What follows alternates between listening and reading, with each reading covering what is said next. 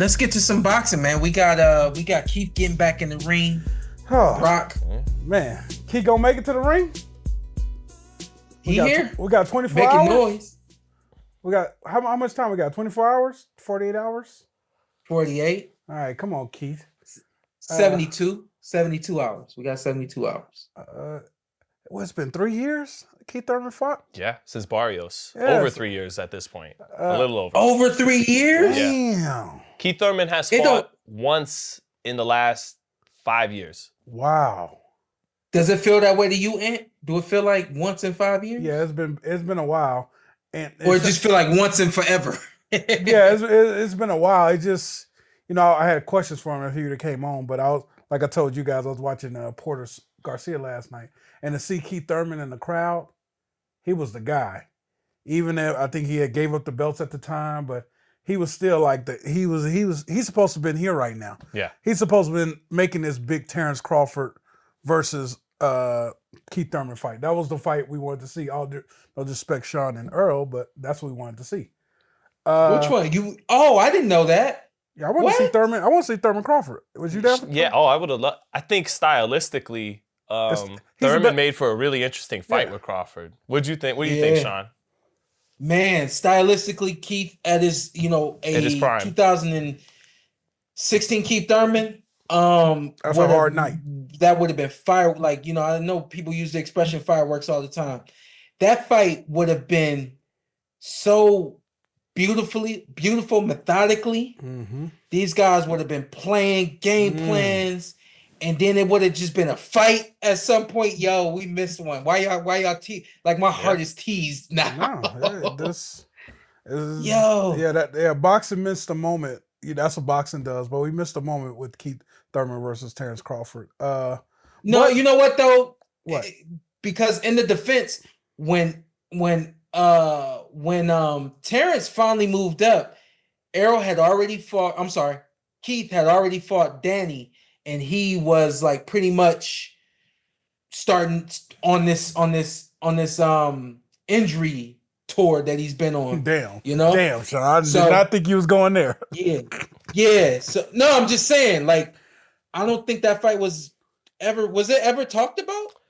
When Terrence came, I remember when Terrence came up to welterweight and stopped Horn, he wanted Thurman. He was mentioning Thurman a lot. And then Thurman, I think it was Thurman or Spence, but it might have been Thurman who said, get a belt. Get a belt. And then once he got his belt from Jeff Horn, he's like, I got a belt. That was good. And, Keith, inactivity, side of the street, a whole bunch of BS, But I think Terrence would have won that fight, but Keith would have been very dangerous and interesting with his speed, athleticism, and power. The power is things. What Keith makes would that have been fight dangerous tough. the whole way. Healthy 2016 Keith, maybe not quite as smart as he is now. Right. And again, I don't know if Terrence was as smart in 2016, 2017 as he is now. I mean, statistically, I would bet against it, but it's Terrence, so Terrence is just the exception, 50-50? Nah, that would have been a hell of a fight, man. Edge or Crawford? Because of as the fight went on, Keith threw a lot of his punches at the same speed. I mean, he was explosive, but everything came at that explosive. And I think Crawford would have adjusted and got adjusted to his rhythm and would have started to find some holes later in the fight. But Keith might have cracked him and dropped him early. That's the only thing I say why I give it 50-50, because at any moment I think Keith could have cracked Crawford and really put him on the floor. Crawford would have got back up, but I think that was the only reason why. Yeah, Crawford might have got hurt in that fight, but I think he would have won, but we'll never know. That would have been a hell of a fight, man. We're going to have to get AI to do something with that one. No, here you go, AI. Well, you I want don't Allen even mess Iverson with to do AI, it. but we're going to have to get AI to do something. What can he I'm do? so teased now at that fight. Yeah. It's a lot of stuff. Man, that's a hell of a fight. Yeah. Well, anyway, give us your assessment on Brock. Oh man, shout out to Brock. I mean, the only thing I know about Brock is Liam Powell put him on the butt. He tried everything to get back up. His body just would not have it that night. Liam Powell beat Montana Love. I think, was that the fight when he threw him out the ring? I think that was another one Montana Love had with Steve Spark. Yeah, I think it was. Yeah. I think Pyro. You're right. Yeah, Pyro just lost recently. Yeah, to Hitchens. But that's the most I love. I don't know a lot about Jarvis. Looked like a strong, tough kid. Mm-hmm. Weird style, herky jerky. I think the knowledge of Keith Thurman can adjust, get him up out of there. Keith Thurman body would stand and uphold. That's the only thing I'm worried about with Keith Thurman. I'm still believing Keith Thurman. He's still talking like he Keith Thurman from 2016. Can he back it up like he's Keith Thurman? This is 9 years later. Whoa. Yeah. Always Dang. good. It's almost a decade. Hey, he said, he was doing an interview, he said, I'm still fighting. I ain't doing a podcast. What's Sean do? he said a couple other things too, but that's the part that stood out to me. Well, Keith, Sean had a busier schedule towards the end than you've had later. Yeah. No, but I get his point. He's right. Yeah, we are podcasting, and he is fighting. But so and with that being said, he will be doing TV when he's done boxing. So I think if anything, it's not a jab against me. I think he's more so just kind of, letting this. That's what he's gonna do when he's done boxing. He's TV ready. Yeah, former rivals are getting their jabs in on you, Sean. When I talked to Danny after the Tank fight, he randomly brought up that he still thought he beat you back in Brooklyn. No, he lost that fight. I rewatched randomly brought that up. I think there was so we're talking about Tank and Roach, and then behind his shoulder is a photo of your guys' fight backstage at the Barclays. And he just, he drifted into, and I really won that fight. I really beat Shawn Porter, and I was like, I do a show with him and then I just shut up and let him explain why he beat you in his eyes. So shout out to Danny. Danny's good people. He is. 100%. Danny's good people. Yep. But as for this fight, Brock Jarvis is a good-looking kid. Good-looking kid. That always helps sell the fight. But it's probably part of why they're putting some chips on him in Australia. And he's a strong kid. And he got knocked out in one round by Paro. But these things happen in boxing. You could get caught cold in that first round. It happens. Miguel Burchelt got caught cold in Mexico. Mm-hmm. He went on to become WBC champion. So, that's not a death sentence. But, and Keith Thurman fought once in the last 5 years, and his main contemporaries, his biggest rivals, are all retired or semi-retired. Danny is semi-retired. Sean's retired. Pacquiao's retired. These are the biggest fights. Even Josecito Lopez retired, But the last time when he was last seen, that win aged well. He beat a hydrated and strong Mario Barrios, who's now the WBC welterweight champion. So Keith, clean too. Yeah. Easy. And he did it in a style where he adjusted to his age and inactivity. Mm-hmm. Less movement, less bouncing around, and more stepping around, more efficient, energy-conserving kind of style last time. So, Did Antt say he beat Barrios easy? Relatively speaking, yeah. The score is that body got touched a little bit, though. 118, that body got touched at one time. 118, 110, Sean. What'd you say? The scores was 118, 110, 118, 110, 117, 111. But I get it. I get what Sean's getting at. Barrios made him work every round. He was in the fight. He made him work every round. Yeah. Mm-hmm. And was just a step behind speed-wise. Like he would throw the right shots at the right time, and Keith would just get out of dodge, whatever maneuver, just in time. So, but he's this old car that's got, I just don't know if this car is going to break down on the road on us, because it's had so many engine problems and all that. I picked Keith to win, but at the same time, Brock Jarvis, even though he's limited, he's strong and he's young. And at this stage in Keith's career, that might be all that needs to get the job done, is get out of there early when Keith's fresh, extend him some rounds, make that old car engine work. And you never know, he might have to pull over to the side. It might, use a car metaphor, but I'll play off the car metaphor for you. Thank you. But because I use that metaphor with Tyson. Tyson truly is the antique car, the historical car that you literally push out of the driveway and people walk past and they shake his hand. Beautiful to see you.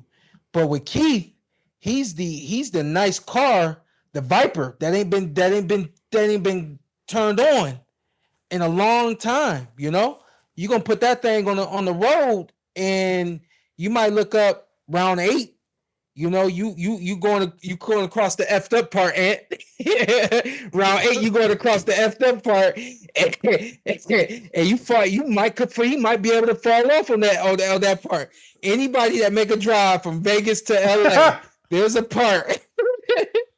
I'm going past this part. And I say, yo, Antt, man, I'm at this, man, I hate this part. He said, oh, you at the effed up part. The Cajon Pass. Oh. Where it starts dropping down, where it's foggy sometimes. Yeah. Right. Yeah. That's when you know you're getting close to LA. Yeah. And as you driving, you can literally see down. Yeah. That's the effed up part, man. That's the effed up part. But basically, that's like the halfway point of getting to LA, maybe a little more than halfway. And you know, you got to hold it together at that point. Now, here's the thing: Keith has all the experience. He got everything he need to make it past the effed up part. That effed up part is coming. And we know that it's coming because he's been so inactive. We know that it's coming because you got no choice but to go past that halfway point in order to get to LA. You know what I mean? He's trying to get somewhere, and he's going to get to a point where he's going to feel the road. He's going to feel the moment. He's going to feel the, damn, it's been a long time at this level that I haven't been there, you know? And my confidence is that Keith will get past the effed up part because of his experience, because of his goal of getting to LA. And this is just a small little part in his voyage to get there, you know? So I think that Jarvis could get caught with something at some point, which Keith is known for setting traps. I think Keith is like, or what once upon a time was the master at setting traps. I think that we've come to know Tank to be the master trap setter. But to me, it was Keith for a very long time. So I think he still has the ability to set the traps. I think that the power should be there, especially at 54. And I think that this should be a competitive fight. But I think that it's only as competitive as Keith allows it to be. What says you to that, Zittel? I like that. Yeah, what I agree in terms of this is when you say as competitive as he allows it to be, I take it as it's as competitive as Keith has left in the tank. You know, if he's running close to E, very competitive. Could be the last fight of his career. Could end unceremoniously down under against a limited young fighter. But if Keith is the Keith that fought Barrios, he could make this look easy potentially. So it's really on, and that's not to take away from Brock Jarvis, who I'm sure at his age is getting better and, you know, getting better and cut it as in his professional growth. But yeah, I agree, Sean. It's about Keith. And one thing I have noted from Jarvis that I don't like, it's a lot of talk about you're old, you're this, you're that. What about you? What do you got going on? I want to hear about what you've got better at since Paro. Mm-hmm. Why are you going to win this fight? Not all about Keith is this and Keith is that. I mean, that might wind up being true, and maybe he's right, but I always like to hear fighters also talk about what they're going to do, not just your weight drain, you're old, you're this, you're that. It's like, okay, so you're banking on him sucking, not you being good. Great. Yeah, right. Yeah. That's a good way to put it. I didn't take it like that. Yeah. I honestly took it like, you know, I think promoters and managers give us narratives. Mm-hmm. And if we allow ourselves to believe those narratives, it'll either get us where we want to go or it won't. Reminds me of when I fought Kell Brook. I was being told that I think when I fought Kell, he might have been like 30-0 or something like that. He hadn't fought for a world title. And that was the only thing being fed to me until the fight. And I went into the fight, I underestimated him, and it didn't get me where I wanted to go, you know? So I hope that them telling him, you know, he's an old fighter, he's an injured guy, and, you know, this is the name you need on your resume. I can only imagine the things they're telling Brock Jarvis. If he believes them, and for him not being a world champion or not being that guy, that's the energy that he needs when Keith gets to the effed up part. But keep going back to that because it's so funny to me. But that's the energy that he needs. But I think overall it's gonna be a fun fight to watch. And I know the energy over here is gonna be crazy. Yeah, they hyped. So you think they're telling Brock he's old now? It's your time now. You got to understand, he's an old man. I can't. I went British towards the end. You got it. You sound like Rocky's trainer with a little bit of British accent. Yeah, it was pretty bad. You got it off. Okay. You got it off. We got it off.